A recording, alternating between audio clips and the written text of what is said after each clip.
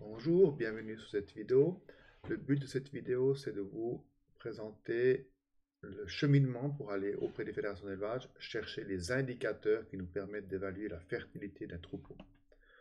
Donc on va aller faire ça sur d'abord Fédération Holstein. J'ouvre le site.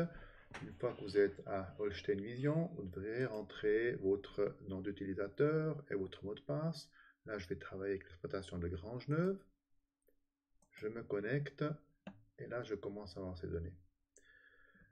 Ces données, je les trouve sous différentes formes, mais pour le bilan annuel, on va ouvrir le bilan annuel graphique.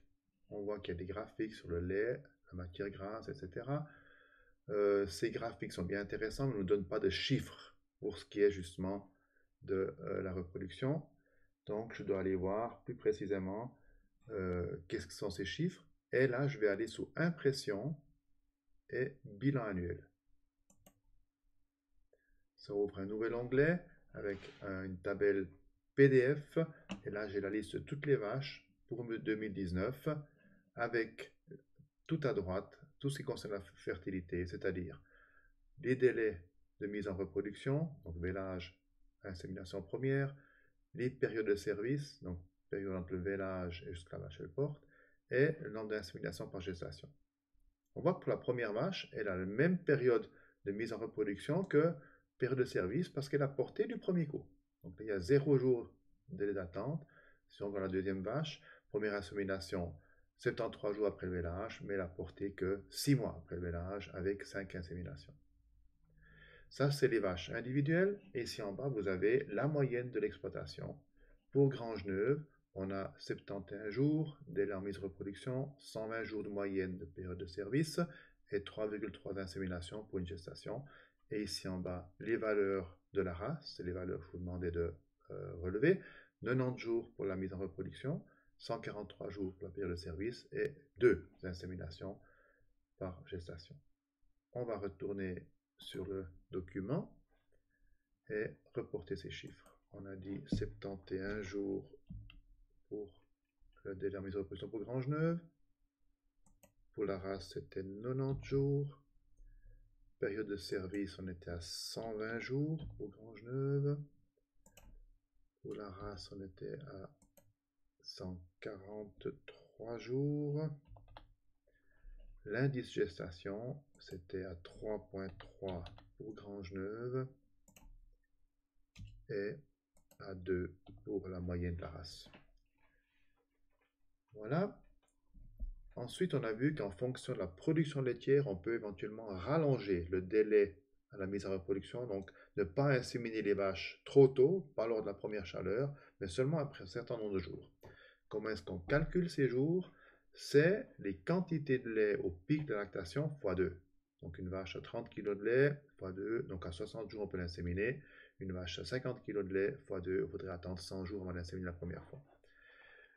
Pour Grangeneuve, maintenant, il faut aller voir quelle est la production des vaches, les vaches entre 15 et 90 jours de lactation. Donc, je retourne sur le site de la fédération.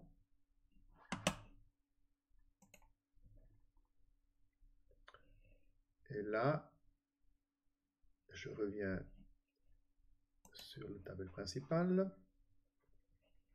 Et là, je vais chercher maintenant le bilan mensuel. Là, on voit les moyennes. On a 29 vaches qui étaient en contrôle. Entre 15 et 90 jours, il y en a 11 qui ont produit 36,9 kg de lait en moyenne, ce qui fait à peu près 37. Fois 2, ça fait 74 jours. Donc, en gros, pour ce troupeau-là, on pourrait attendre 74 jours avant de les inséminer la première fois. Et ce délai moyen, c'est donc 36,9 fois 2, arrondi en haut, ça fait 74.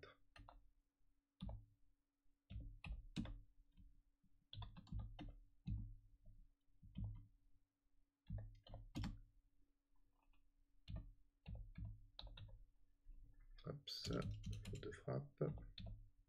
Voilà.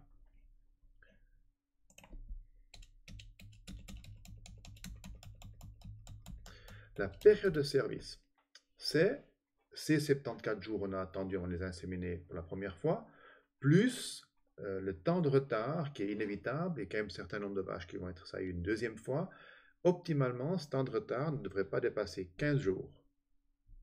plus les 74 jours pour la première fois on les insémine, ce qui ferait une période de service optimale de 89 jours.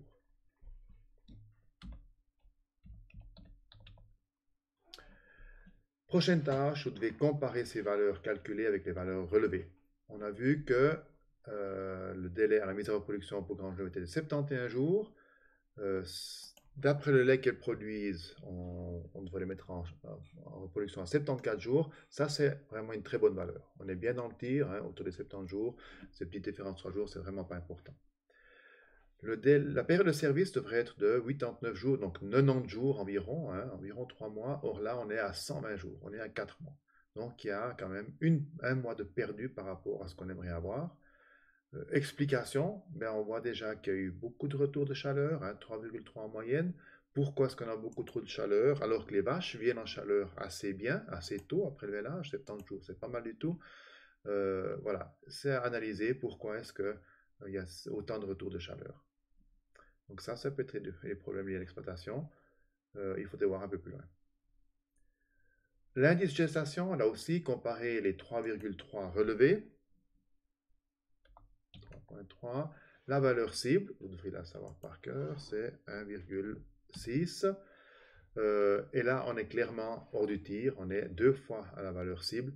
Donc, il y a vraiment beaucoup trop de retour de chaleur.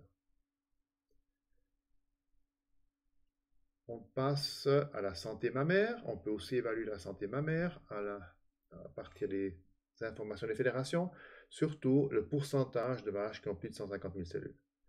Je vous ai demandé de faire ça pour le dernier contrôle et pour le mois d'août. On retourne à la fédération.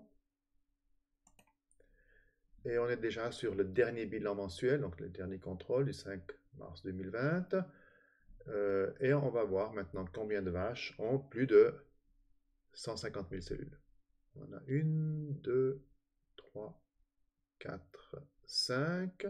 5 sur 29 qui ont été contrôlés. 5 sur 29, ça fait un petit peu entre 15 et 20%. On retourne ici. En fait, ça fait 17%, dernier contrôle. Voilà. On est à 17% de vaches qui ont plus de 150 000 cellules. Même chose pour août 2019. Donc, je retourne à la fédération. Ici, si je suis sur bilan mensuel, je reste là-dessus. Et je vais, ici en haut, changer de date. Et là, on voit qu'on a tous les contrôles laitiers depuis 2006 jusqu'à aujourd'hui, classés par année. Il faut être assez fin avec la souris. J'arrive sur 2019 et là, je vais aller chercher le mois d'août 2019. Je l'ouvre et je l'ai. Et là, on voit qu'il y a un peu plus de vaches qui sont trop hautes en cellules. Il y en a 1, 2, 3, 4, 5, 6, 7 sur 22. Donc, ça fait un tiers à peu près. On retourne ici. Pour août 2019, donc c'était 32, 33%, 32%. Voilà, la valeur cible, c'est à vous de la savoir. Vous pouvez contrôler ces deux chiffres et faire des commentaires. Est-ce que c'est bien, est-ce que c'est pas bien? Là, vous verrez qu'on est clairement en dessous. Là, c'est pas terrible, mais c'est encore pas trop dangereux. Voilà, j'en ai terminé pour cette vidéo. Merci pour votre attention.